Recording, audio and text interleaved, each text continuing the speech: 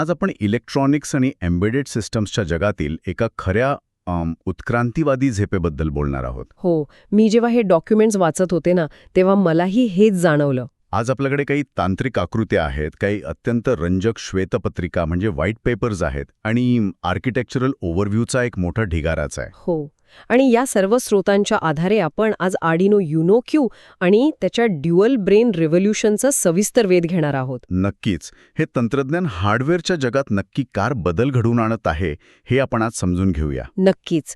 जेव्हा आपण बाजारात येणाऱ्या नवीन मायक्रो कंट्रोलर्सची माहिती वाचतो ना, तेव्हा बहुतांश वेळा तीच जुनी कथा असते. म्हणजे थोडी जास्त रॅम दिली जाते. हो, किंवा प्रोसेसरचा क्लॉक स्पीड वाढवला जातो.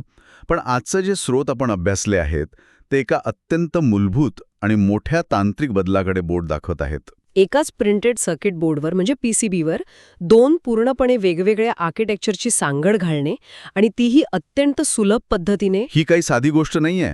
हा हार्डवेअर डिझाईनमधील एक खूप मोठा टप्पा आहे. आणि या सगळ्या डॉक्युमेंट्समधून एक गोष्ट प्रकर्षाने जाणवते, ती म्हणजे मागील साधारण 10-12 वर्षांपासून जगभरातील अभियंत्यांना भेडसावणारी एक मोठी समस्या, ज्याला आपण डेव्हलपरची कोंडी म्हणू शकतो. हो, तीच. या समस्येला आपण विचार करणे विरुद्ध कृती करणे यातील दरी म्हणू शकतो. अगदी बरोबर. ही दरी या नवीन उपकरणाने कशी मिटवली आहे हे समजून घेणं खूप कुतूहलाचे आहे.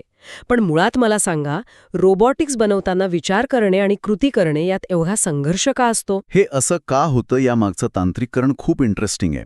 हे समजण्यासाठी आपण एखाद्या प्रगत रोबोटिक्स प्रोजेक्टचा विचार करूया. बरं. स्वयंचलित कारखाने किंवा प्रगत रोबोट्समध्ये नेहमी दोन परस्पर विरोधी गरजा असतात. पहिली गरज असते हाय लेव्हल प्रोसेसिंगची. म्हणजे सिस्टमला क्लाउड सर्व्हरशी सतत संवाद साधायचा असतो ते का? हो, किंवा कॅमेऱ्यातून येणारा हाय डेफिनेशन व्हिडिओ फीड प्रोसेस करायचा असतो, किंवा एखादा जड AI अल्गोरिदम चालवायचा असतं. समजलं. या विचार करण्याच्या किंवा डेटा क्रंचिंगच्या प्रक्रियेसाठी लिनक्स सारखी ऑपरेटिंग सिस्टम अतिशय उत्तम काम करते. रास्पबेरी पाय सारखी उपकरणं या कामात एकदम वाकपगार आहेत. अगदी. ते एका छोट्या कम्प्युटरसारखेच काम करतात. पण मग खरी अडचण कुठे सुरू होते? कारण रास्पबेरी पाय तर खूप लोकप्रिय आहे. जर तो इतका हुशार आहे तर सर्व कामे तो एकटा का करू शकत नाही? इथेच त्या कृती करण्याच्या गरजेचा म्हणजे भौतिक जगाशी संवाद साधण्याचा मुद्दा येतो. दुसरी गरज असते अचूक आणि भौतिक कृती करण्याची. म्हणजे एखाद्या रोबोटच्या मोटरला तंतोतंत 2000 RPM वर फिरवणे. हो, किंवा तोल सावरणाऱ्या रोबोटचा जायरोस्कोप सेन्सर दर 1 मिलीसेकंडला वाचणे. इथे वेळेची अचूकता खूप महत्वाची असते. म्हणजे 0.9 मिलीसेकंड चालत नाही किंवा 1.1 मिलीसेकंड चालत नाही? अजिबात नाही. आपल्याला अचूक 1 मिलीसेकंडच हवा असतो. आणि इथे लिनक्सचा सर्वात मोठा कमकुवतपणा उघड होतो. पण लिनक्स ही ऑपरेटिंग सिस्टीम वेळेच्या बाबतीत एवढी बेभरोशाची का असते? कारण लिनक्स ही एक जनरल पर्पज ऑपरेटिंग सिस्टीम आहे. ती एकाच वेळी अनेक गोष्टी हाताळत असते. म्हणजे ती बॅकग्राऊंडमध्ये एखादं सिस्टीम अपडेट चेक करेल. हो, किंवा नेटवर्क लॉग फाईल्स अपडेट करेल, किंवा मेमरी मोकळी करण्यासाठी गार्बेज कलेक्शन सुरू करेल. अच्छा. जेव्हा डेस्कटॉपवर वेबपेज लोड होत असतं तेव्हा सिस्टीमने या बॅकग्राऊंड कामांसाठी 10 मिलीसेकंदांचा वेळ घेतला तर युजरला काहीच फरक पडत नाही. अगदी बरोबर. युजरला तो विलंब जाणवतही नाही. पण कल्पना करा, एखादा डेव्हलपर 2 चाकांवर स्वतःचा तोल सावरणाऱ्या रोबोटवर काम करत आहे. फक्त लिनक्सच्या बॅकग्राऊंड टास्कमुळे कोसळत असेल तर ती किती मोठी दुखी असू शकते. हो ना, भयंकर फ्रस्ट्रेशन येतं. याच समस्येला आपल्या स्रोतांमधील एका प्रेझेंटेशन स्लाइडवर डेव्हलपरची कोंडी असं अतिशय स्पष्टपणे म्हटलं आहे. त्या स्लाइडवरचं चित्र खूप बोलकं आहे. हो, एका बाजूला रास्पबेरी पाय दाखवलाय आणि दुसऱ्या बाजूला क्लासिक आर्डिनो. आणि या दोन वेगळ्या बोर्ड्सच्या मध्यभागी USB केबल्स आणि जम्पर वायरिंगचा एक भयंकर जाळा आहे. त्याला रॅट्स नेस्ट किंवा उंदराचं घरटं असं नाव दिलंय. अगदी तसंच दिसतं ते जाळं. आणि हे फक्त दिसायलाच वाईट नसतं, तर ही संवादाच्या अस्थिरतेची सर्वात मोठी समस्या असते. म्हणजे आपण दोन पूर्णपणे वेगळ्या आर्किटेक्चर्सना एका अरुंद आणि अस्थिर मार्गावरून संवाद साधायला लावत आहोत. हो, जर रोबोट चालताना ती USB केबल थोडी जरी हल्ली किंवा व्हायब्रेशनमुळे संपर्क 1 सेकंदासाठी जरी तुटला तर संपूर्ण सिस्टम क्रॅश होते. किंवा लिनक्सने खूप वेगाने डेटा पाठवला आणि आर्डिनोचा सिरियल बफर भरला तर रोबोट अचानक जागेवरच फ्रीज होतो. बरोबर. म्हणूनच डेव्हलपरला प्रत्यक्ष रोबोटिक्सचे इंजिनिअरिंग करण्यापेक्षा प्लंबर असल्यासारखं काम करावं लागतं.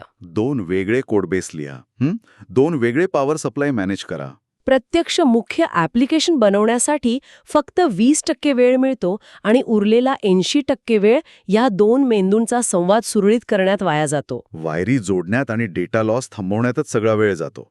ही कोंडी सोडवण्यासाठीच युनोक्यूच्या हार्डवेअरमध्ये एवढा मोठा बदल केला असावा, बरोबर? 100%. आता आपण या उपकरणाच्या प्रत्यक्ष भौतिक रचनेकडे पाहूया. आर्डिनो युनो क्यू वरवर पाहता नेहमीच्या टील रंगाच्या क्लासिक आर्डिनोसारखाच वाटतो. हो, त्याचा आकार आणि पिन्सची जागाही साधारण तशीच आहे. पण त्याच्या सिलिकॉन रचनेत जो बदल आहे तो खऱ्या अर्थाने क्रांतिकारक आहे. पूर्वीसारखे 2 वेगवेगळे बोर्ड्स वायरींनी जोडण्याऐवजी इथे एकाच पीसीबीवर 2 वेगवेगळ्या आर्किटेक्चरची सांगड घातली आहे.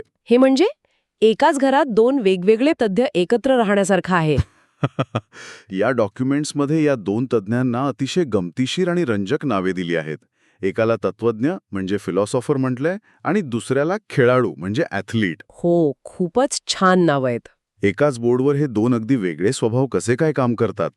आधी या तत्वज्ञाबद्दल समजून घेऊया.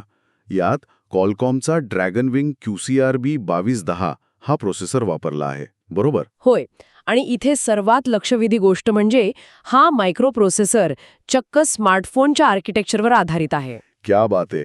या 4 ARM कॉर्टेक्स A53 कोर्स आहेत. ग्राफिक्स हाताळण्यासाठी ॲड्रेनो GPU आहे. आणि AIच्या इन्फरन्ससाठी हेक्झॅगॉन DSP म्हणजेच डिजिटल सिग्नल प्रोसेसर आहे. सोबतच यात वायफाय 5 आणि ब्लूटूथ 5.1 ची सुविधाही इनबिल्ट आहे. म्हणजे हा भाग जड गणिते सोडवणे, मॅट्रिक्स मल्टिप्लिकेशन करणे आणि लिनक्स ऑपरेटिंग सिस्टम अत्यंत सहजतेने हाताळणे यासाठी डिझाईन केलेला आहे. अगदी. हा खऱ्या अर्थाने खूप विचार करणारा मेंदू आहे. म्हणूनच त्याला तत्वज्ञ म्हटलं आहे. पण मगाशी आपण पाहिलं तसं तत्वज्ञ लोक तोल सांभाळण्यात आणि वेळेच्या बाबतीत थोडे कच्चे असतात. बरोबर. त्यामुळे आपल्याला त्या खेळाडू मेंदूची नितांत गरज भासते. हा खेळाडू म्हणजे STM32U585 नावाचा अतिशय उच्च दर्जाचा मायक्रो कंट्रोलर युनिट आहे. यात ARM कॉर्टेक्स M33 कोर दिलाय. या खेळाडूचं मुख्य काम काय असतं मग? या खेळाडूचं मुख्य काम फक्त तत्वज्ञाचे आदेश ऐकणे आणि भौतिक जगाशी संवाद साधणे हे आहे. आणि महत्वाचं म्हणजे हा मायक्रोकंट्रोलर पूर्णपणे डिटर्मिनिस्टिक आहे. डिटर्मिनिस्टिक असणे म्हणजे जर एखाद्या कोडने त्याला एखादं काम बरोबर 1.5 मिलीसेकंडला करायला सांगितलं तर तो ते काम त्याच अचूक वेळेत पूर्ण करतो, कसलाही विलंब न लावता. वा, तो मोटर्सचा वेग नियंत्रित करण्यासाठी PWM हाताळतो. हो, सेन्सर्सकडून रिअल टाइम डेटा गोळा करतो आणि भौतिक जगाला अचूक प्रतिसाद देतो. तो वेळेचा पक्का आहे. हे ऐकायला खूपच भारी वाटतं यार. पण यातली एक गोष्ट मला खूपच थक्क करणारी वाटली, ती म्हणजे स्वातंत्र्य आणि सुरक्षितता. Independent operation. हो, श्वेतपत्रिकेत असं स्पष्ट केलंय की हे दोन्ही भाग एकाच बोर्डवर असले तरी ते पूर्णपणे स्वतंत्रपणे काम करू शकतात. त्यांनी ड्रोनचं एक उदाहरण दिलंय जे मला वाटते या सिस्टीमची खरी ताकद दाखवून देतं. ते ड्रोनचं उदाहरण खरंच खूप बोलकं आहे. जुन्या पद्धतीत जेव्हा एखादा ड्रोन कॅमेरातून व्हिडिओ प्रोसेस करत असतो तेव्हा जर लिनिक्स प्रणाली अचानक ओव्हरलोड होऊन क्रॅश झाली, जसा कम्प्युटरवर ब्लू स्क्रीन येतो तसं गायचं. हो, अगदी तसंच, तर मोटर्सना मिळणारे सिग्नल्स अचानक बंद होतात. परिणामी ड्रोन थेट आकाशातून खाली जमिनीवर कोसळतो. बापरे. पण युनोक्यूच्या डिझाईनमध्ये खेळाडू मेंदू हा पूर्णपणे वेगळ्या सिलिकॉन चिपवर असल्याने तो चालूच राहतो. बरोबर. तो ओळखतो की मुख्य मेंदूकडून संकेत येणं बंद झाले आहे, पण तो प्रोपेलर्स फिरवत ठेवतो आणि लिनिक्स पुन्हा सुरू होईपर्यंत ड्रोनला हवेत सुरक्षितपणे तरंगत ठेवतो. अप्रतिम. हे म्हणजे एखाद्या कठीर गणिताचा विचार करताना आपला श्वास न थांबण्यासारखेच आहे. आपलं शरीर आपलं बेसिक काम करतच राहतं. अगदी तसंच. पण आता इथे एक मोठा तांत्रिक प्रश्न उभा राहतो. जर हे 2 वेगळे चिप्स एकाच बोर्डवर आहेत तर त्यांच्यातील संवादाचा प्रश्न अजूनही तसाच उरत नाही का?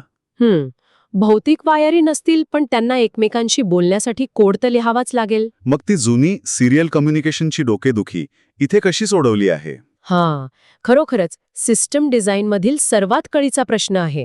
कारण नेहमीची सिरियल कम्युनिकेशन पद्धती वापरणे म्हणजे शेजाऱ्याला साखरेसाठी भलं मोठं पत्र लिहून पाठवण्यासारखे आहे. म्हणजे तुम्ही आधी पत्र लिहाल, ते एका विशिष्ट फॉर्मॅटमध्ये लिफाफ्यात टाकाल, ज्याला आपण सिरियलायझेशन म्हणतो. हो, मग तो शेजारी ते वाचेल, डिकोड करेल आणि मग समजेल. ही पद्धत खूप संथ असते आणि यात डेटा करप्ट होण्याचे चान्सेस खूप असतात. पण क्यूने यावर एक अफलातून उपाय शोधला आहे. तो म्हणजे RPC ब्रिज, ज्याला रिमोट प्रोसिजर कॉल म्हणतात. या डॉक्युमेंट्समध्ये RPC ब्रिजला जणू टेलिपॅथी सारखंच म्हटलं आहे. हो, हे वाचताना मला खूप आश्चर्य वाटलं की लिनक्सवरील पायथन स्क्रिप्ट आणि मायक्रोकंट्रोलरवरील C++ कोड अतिशय सहजतेने एकमेकांशी संवाद साधू शकतात. म्हणजे C++च्या बाजूने एखाद्या डेव्हलपरने फक्त bridge.call @1.0.2.0 असं कोडमध्ये लिहिलं की ते थेट पायथनमधील फंक्शन वापरू शकतं. आणि उलटपक्षी पायथनच्या बाजूरून सेट LED कलर रेड सारखा कमांड थेट मायक्रोकंट्रोलरला दिला जाऊ शकतो. हे इतकं सोपं कसं काय असू शकतं? यामागची जादू त्या ब्रिजच्या डिझाईनमध्ये आहे. सर्वात मोठा फायदा असा की बॅकग्राऊंडमधील सर्व डेटा सिरियलायझेशन आणि मेमरी मॅपिंग हे ब्रिज आपोआप हाताळतो. फाईट सिस्टीमवर काम करत आहोत. आणि या जबरदस्त हार्डवेअरला तितक्याच ताकदीच्या सॉफ्टवेअरची जोड दिली आहे. आर्डिनो ॲपलॅब नावाचं हे नवीन सॉफ्टवेअर जुन्या आर्डिनो IDE पेक्षा खूपच प्रगत वाटतं. यात ड्युअल लँग्वेज सपोर्ट असल्याचं वाचायला मिळतं. म्हणजे एकाच स्क्रीनवर डेव्हलपर डाव्या बाजूला पायथन आणि उजव्या बाजूला C++ कोड पाहू शकतो आणि एडिट करू शकतो. बरोबर. आणि जे प्रगत विकासक आहेत त्यांना जुन्या सवयीनुसार कमांड लाईन इंटरफेस सुद्धा उपलब्ध आहे. पण ज्यांना वेगाने प्रोटोटाईप बनवायचे आहेत त्यांच्यासाठी यात ब्रिक्स नावाची एक भन्नाट संकल्पना आणली आहे. हे अगदी लहान मुलांच्या लेगो ब्लॉक्ससारखं काम करतं. या ब्रिक्सची कल्पना खरंच खूपच युजर फ्रेंडली वाटते. समजा एखाद्याला एक स्मार्ट डोरबेल बनवायची आहे जी माणसाचा चेहरा ओळखू शकेल. पूर्वी कॅमेरा सेट करणे, AI इन्फरन्सचे मॉडेल लोड करणे आणि वेब सर्व्हर कनेक्ट करणे या सगळ्यासाठी अनेक आठवडे लागायचे. पण आता या ॲप लॅबमध्ये फक्त कॅमेराचा ब्लॉक स्क्रीनवर ओढायचा, त्याला AI ब्लॉकशी जोडायचा आणि काही मिनिटातच एक जटिल सिस्टम उभी राहते. हीच या तंत्रज्ञानाचं खरं यश आहे. हे हार्डवेअर आणि सॉफ्टवेअरला इतकं सोपं बनवतं की ज्यांना लिनक्स कर्नलच्या गुंतागुंतीचं सखोल ज्ञान नाही ते लोक देखील आता प्रगत विजन सिस्टम अत्यंत आत्मविश्वासाने उभे करू शकतात. हे सगळं प्रयोगशाळेत किंवा लॅपटॉप समोर बसून करायला खूप छान वाटतं. पण जेव्हा हे उपकरण प्रत्यक्षात एखाद्या कारखान्यात वापरलं जातं तेव्हा काय होतं? स्रोतांमधील डेस्क टू फील्ड स्लाइड सांगते की हे उपकरण फक्त टेबलवर ठेवण्यासाठी नाहीये. यात 2 मोड्स आहेत. मोड 1 मध्ये हे लॅपटॉपला जोडून डेव्हलपमेंटसाठी वापरता येतं. पण मोड 2 मध्ये हे सिंगल बोर्ड कम्प्युटर म्हणून पूर्णपणे स्वतंत्रपणे काम करतं. जेव्हा आपण एखादं उपकरण स्वतंत्रपणे काम करण्याबद्दल बोलतो तेव्हा त्याच्या हार्डवेअरची भौतिक गुणवत्ता आणि विश्वासार्हता खूप महत्त्वाची ठरते. औद्योगिक क्षेत्रात किंवा सतत कंपन असणाऱ्या कारखान्यांच्या मशीन्समध्ये रास्पबेरी पाय सारख्या सिस्टम्स वापरताना सर्वात मोठी अडचण कोणती असेल तर ती म्हणजे मायक्रो SD कार्डची. थोडं जरी कंपन झालं किंवा वीज अचानक गेली तर SD कार्ड करप्ट होण्याचा मोठा धोका असतो आणि मग संपूर्ण सिस्टम बंद पडते. म्हणूनच युनोक्यूने या डिझाईनमधून SD कार्डला पूर्णपणे हद्दपार केला आहे. त्यांनी त्याऐवजी 16 GB किंवा 32 GBचं eMMC स्टोरेज वापरलं आहे. हे स्टोरेज चिप अगदी आपल्या स्मार्टफोनप्रमाणे थेट बोर्डवर सोल्डर केलेलं असतं. त्यामुळे बाहेर कितीही कंपनी असली तरी ते हलत नाही आणि डेटा सुरक्षित राहतो. अत्यंत कल्पक गोष्ट आहे ती म्हणजे 8x13 आकाराचा LED मॅट्रिक्स. पहिल्या दृष्टिक्षेपात हे एखाद्या लहान मुलांच्या खेळण्यासारखं वाटू शकतं. हो, किंवा नुसतं शोभेचं डिझाईन वाटू शकतं. पण हेडलेस डिप्लॉयमेंटसाठी म्हणजे जिथे मॉनिटर जोडलेला नसतो अशा ठिकाणी हे अत्यंत उपयुक्त आहे. त्यामागचा विचार खूपच प्रॅक्टिकल आहे. म्हणजेच जर हे उपकरण एखाद्या बागेत स्वयंचलित रोबोटमध्ये वॉटरप्रूफ डब्यात सील करून ठेवलं असेल तर तिथे स्क्रीन जोडणं शक्य नसतं.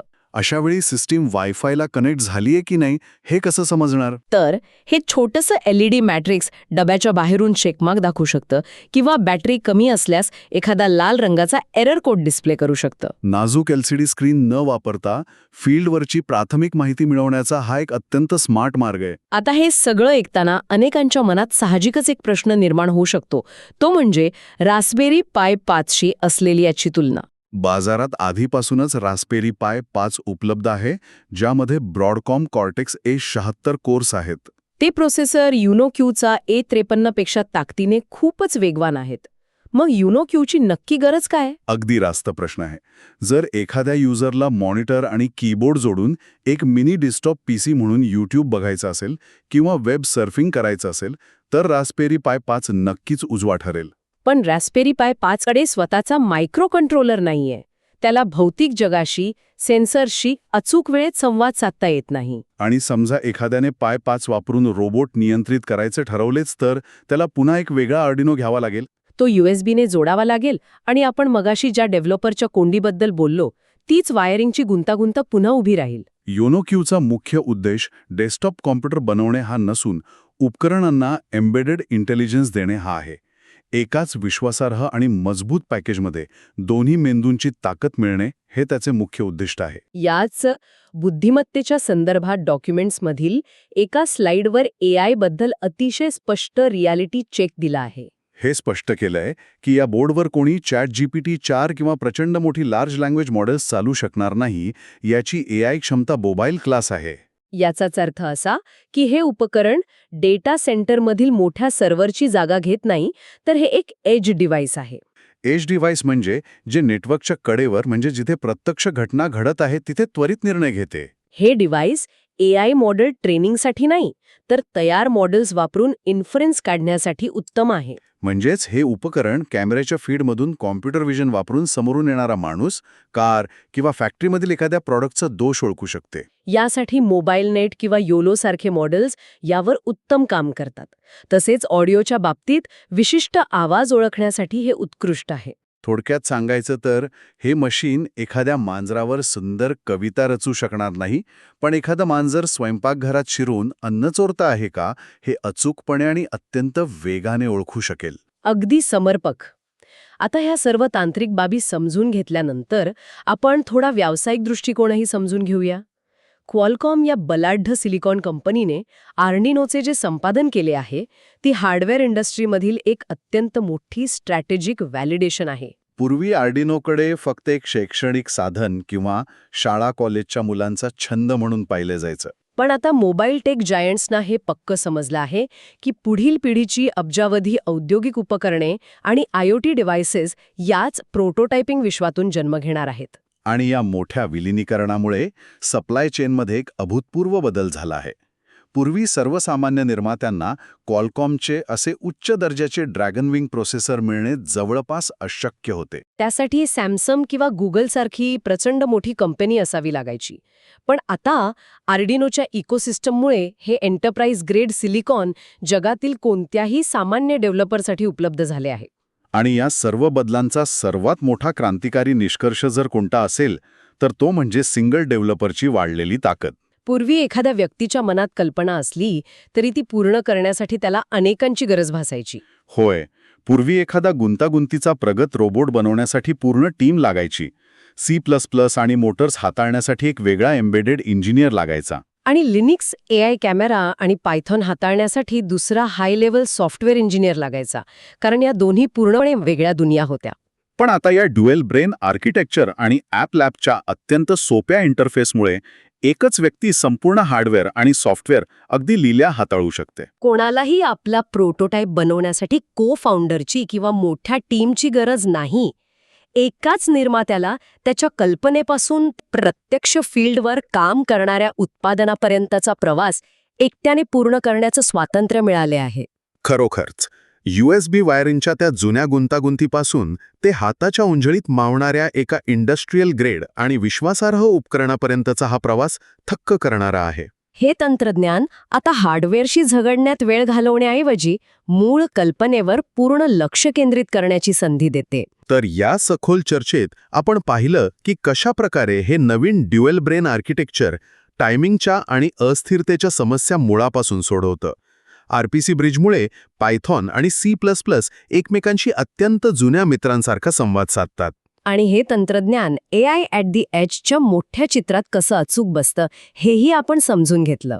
वर्षानुवर्षांचा संघर्ष आता खरोखरच संपुष्टात आला असेल आणि इतके प्रगत तंत्रज्ञान इतके स्वस्त सुलभ पॅकेजमध्ये सर्वांसाठी उपलब्ध झाले असेल. मग काय होईल? तर येत्या वर्षभरात जगभरातील लोकांच्या गॅरेजमध्ये अशी कोणती नवीन आणि पूर्वी पूर्णपणे अशक्य वाटणारी उपकरणे किंवा होम रोबोटिक्स तयार होताना दिसतील. जेव्हा साधनांचे अडथळे दूर होतात तेव्हा मानवी कल्पकतेचा कसा प्रचंड स्फोट होऊ शकतो हे पाहणे नक्कीच थरारक ठरेल.